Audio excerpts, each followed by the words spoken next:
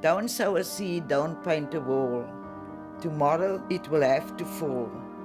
I was born in this road, 35 Matthew Road, Claremont. House with a green roof. That used to be our house. I lived in Lincoln Street, number 10. That's Veronica, that's me. We lived in York Street off 2nd Avenue. Actually, the whole Mustafa family lived in the surrounding area. Everything was local. Local schools, local churches. We married the local girls. I actually lived in Kenilworth, so I walked down 2nd Avenue with my Nikon, and I just stood on the corner, and then within 5 minutes people were saying hey, what you doing? Come here, take my picture, come into my house. The separation in the country was so extreme, and so of course this area was also at the time under the Group Areas Act, and people were being forcibly removed, and many of the people I met there were born in those houses.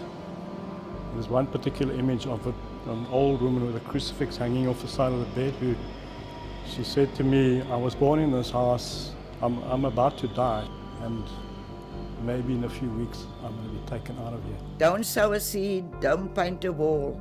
Tomorrow the yellow monster will take all.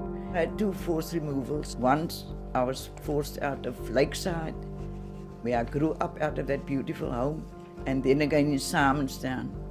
It was a terrible day. The people was very sad when I used to see Mr. Lowe in their neighborhood, because they knew they were going to get papers. And this guy, Mr. Bennett, came in. He actually gave it 300 rand for us to move sooner than we should have, because they wanted the house. Bizarre that people can just come into your place, open your doors, and take your furniture out and shove it in the road. They broke down our house. I saw them smashing that house up. So when we got there, these houses were all halfway built, and it was sand, and oh God, it's terrible. I said, my word, are we going to live in that horrible place? But there was nothing we could do about it.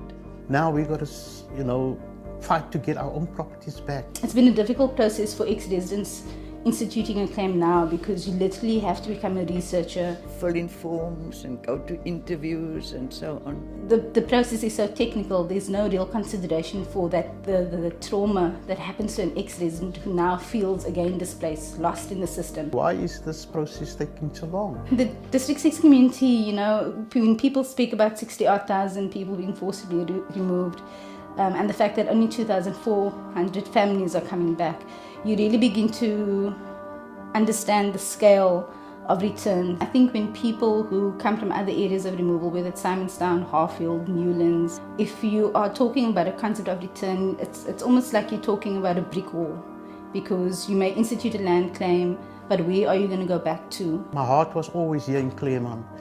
I used to come every day to Claremont, walk the streets, and I'm still doing it every day, walking the streets. Memories. I was saying to my wife when we passed it, that stupa I used to polish every Friday from my pocket money. We still attend the same mosque up till today. Just chatting about days gone by and what we did, what happened, and just mind the residents, we don't offend them. We might be standing on the ground here. Yeah. I always expected a knock on my door. I was very well aware of the history of the area when I bought my house.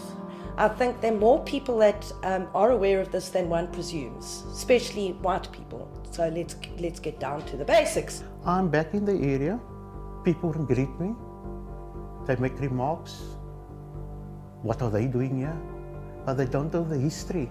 I was born here. There's a Harfield Village Facebook page, and people were commenting on crime and pointing out people they believed were suspicious. And people go onto Facebook and they make comments that are probably not what they would normally say. There were certainly some racist comments. If you were kicked out of Newlands and your furniture was left standing in the house and the new owners took it over, I would demand that I would return to the same house with that same furniture.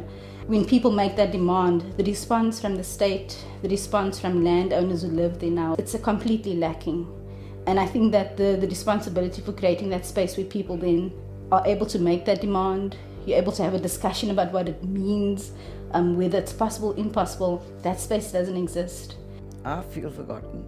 I'm glad I'm going to die soon so that I don't see the future that we have to face still. There's a woman inside there and she says that she's not allowed to let anybody in. So I don't know whether she's the owner or just the tenant or somebody looking after the place. But it's disappointing. I thought I could just have some closure. But unfortunately, it's not going to happen today.